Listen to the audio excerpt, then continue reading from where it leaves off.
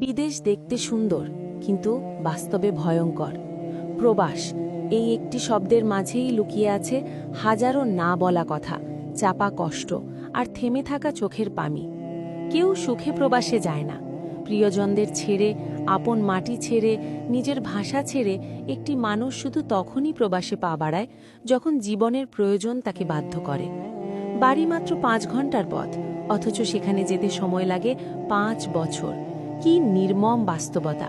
পরিবার, আত্মীয় স্বজন, নিজের মা বাবা, স্ত্রী, সন্তান সবই আছে, তবুও তাদের স্পর্শে পৌঁছতে যেন বছরের পর বছর পেরিয়ে যায়। প্রবাসী মানুষটা প্রতিদিন জাগে ভোরের আগে, কাঁধে নেয় হাজারো দায়িত্ব। দিনের পর দিন কাজ করে, রোদে পুড়ে, বৃষ্টিতে ভিজে, তবুও মুখে একটাই কথা, পরিবারের মুখে হাসি চাই। সে নিজের হাসি বিসর্জন দিয়ে পরিবারের সুখ কিনে আনে বিদেশের মাটিতে।